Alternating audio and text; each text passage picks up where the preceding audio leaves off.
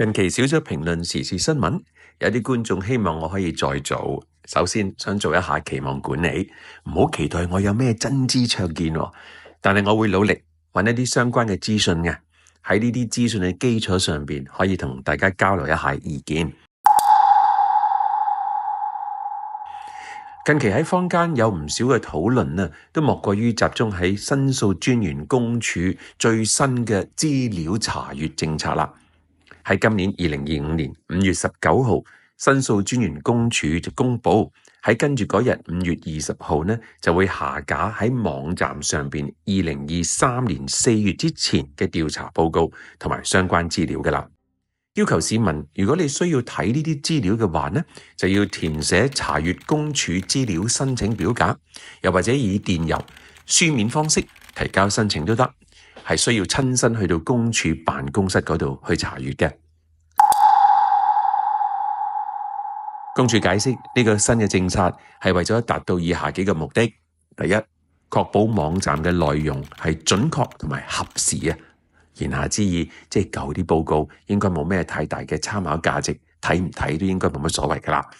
第二，係方便公眾查閱最新同最相關嘅調查報告同資訊。網站資料過多咧，係會導致到成個系統運行緩慢。第三，近年嘅建議啊，多數喺2年內就獲得落實噶啦。咁繼續喺網絡發放啲舊嘅報告咧，可能就會對公眾造成誤導啦。大家諗一諗呢啲原因，大家覺得點呢？我相信會有唔少人呢認為咁樣講都得。第一，你儲存喺網上嗰啲檔案呢，關於呢啲報告都係 PDF 檔案嚟嘅，佔嘅空間根本就唔大。況且加上而家嘅科技同雲端處理嘅技術，又點會係一個問題呢？第二，公署嘅報告未能夠喺2年之內落實嘅，大有人在啫。媒體咧調查發現啊，喺過去5年之內，至少有24項嘅建議喺3年之內都係未獲得落實嘅，甚至有啲建議喺7年之後先至被執行添。例如2012年9月發布關於康文署體育設施預訂同使用嘅主動調查報告，建議考慮就預定免費設施收費，但直到多年之後先至有相關嘅進展。另外呢，譬如2016年6月嘅樹木管理制度調查報告，係建議政府表明有意訂立樹木法，但係到而家都未立法嘅。而家市民大眾、傳媒機構、學者要查閱呢啲報告呢，都幾煩嘅。首先就要預先填寫申請表格，親身去到上環信德中心嘅公署辦公室閱讀啦。每次查閱嘅時間限咗係個半鐘頭嘅啫，最多咧可以查閱6份報告。最難以令人接受嘅咧就係公署唔提供報告目錄嘅噃，但係咧又要求閱讀嘅人、查閱嘅人要清楚指出所需要嘅報告嘅年份同埋個題材。咁你冇一個明確嘅目錄，係咪有啲強人所難呢？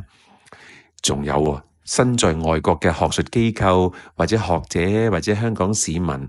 為咗要研究用途要需要查閱咧，就更加困難啦。更加離譜嘅咧就係，當明報記者按住已經一齊下架咗嘅公署嘅公開資料政策，向公署申請復檢呢個決定嘅時候呢，署方就回覆查閱資料申請並無復檢安排啊，叫記者參閱翻公署網頁嘅查閱資料程序。現存嘅復檢安排就梗係唔會包括查閱資料申請啦，因為以前根本就唔需要申請。而家既然要市民申請啦，而又有機會呢啲申請唔被接納嘅，係咪好自然都需要有一個復檢嘅安排呢？如果冇辦法要求公署復檢嘅話，司法復核幾乎就係唯一嘅上訴途徑。呢個會唔會真係錯到不得了啊？申訴專員制度喺1989年設立嗰陣，政府係明確列出以下幾項嘅政策目的嘅。第一就係填補司法同行政之間嘅監察缺口。一般嘅市民唔會動不動就入稟司法復核噶嘛，咁但係又冇地方申冤，設立公署就係平民化嘅問責渠道啦。第二咧就係提升政府部門服務質素同公平性，透過第三方審視部門嘅做法，改進內部機制同流程嘅。第三就係維持公務員制度嘅公信力，透過透明公開嘅投訴調查，保障市民，亦都保護官員。當然都仲有一個政治目的嘅，就係避免成立政黨監察制度嘅壓力，以非政治嘅制度方式舒緩當時日益增強嘅民主訴求嘅。我真係點樣諗都諗唔到，究竟申訴專員陳積志點解要咁樣做？呢個所謂嘅新政策，難免就俾人一種唔想你查到某一啲報告嘅感覺。其實嗰啲報告冇乜嘢咁機密嘅啫，全部都已經公開晒噶啦。我唔認為呢個會係佢嘅上級俾佢嘅指示。咁樣處理問題嘅方法呢，就好容易提供咗一個機會俾一啲陰謀論者去講一啲陰謀論，令到呢啲嘅說法得以發酵。呢個對香港唔係有好處嘅。而家咁樣做呢，實在係有啲陷政府甚至係中央於不義。當特首李家超見記者被問及呢個問題嗰陣，特首就解釋公署嘅運作同調查係完全獨立嘅，唔會插手佢哋嘅工作。喺某程度上，我絕對認同㗎，因為如果干預公署嘅調查工作，大眾對公署嘅信心就會大跌㗎啦。不過咁，而家呢個問題唔係調查工作嘅問題，特首可唔可以考慮一下，起碼都同專員了解一下呢？呢個行政安排最大嘅諷刺咧，就係同申訴專員公署所代表嘅價值觀完全係背道而馳嘅。當年港英政府構思成立申訴專員公署 Office of the Ombudsman，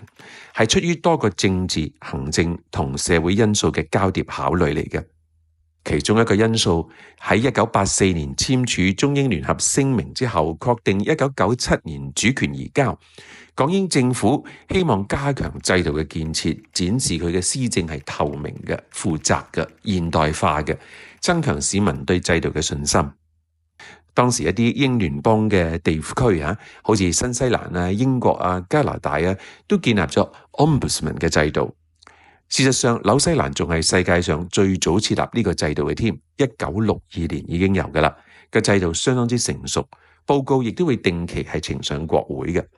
香港作為殖民管治嘅政府，亦都有壓力去推動良政善治，所以就逐步引入可以接受嘅問責機制，而唔係一個民選政府。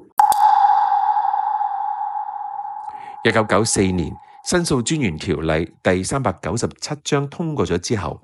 公署就正式成為一個獨立於政府架構之外嘅法定機構啦，同政府分離，可以主動調查、發表報告。呢個喺亞洲地區咧都可以話係罕見嘅。比如新加坡佢哋冇類似嘅組織嘅，喺政府內部處理申訴為主，缺乏獨立嘅監察機制。日本都冇獨立嘅申訴處嘅，好多都係民間組織倡議嘅角色，唔係政府主導嘅。喺台灣呢個地方，雖然有監察院，有類似嘅功能，但係就屬於五院之一，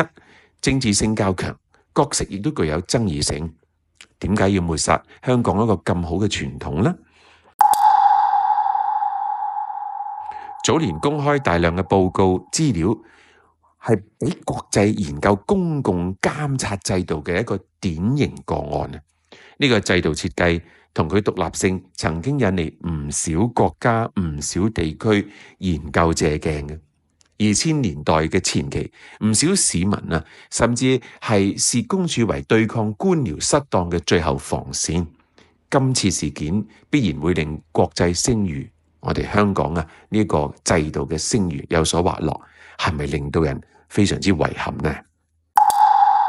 你哋又有啲咩睇法呢？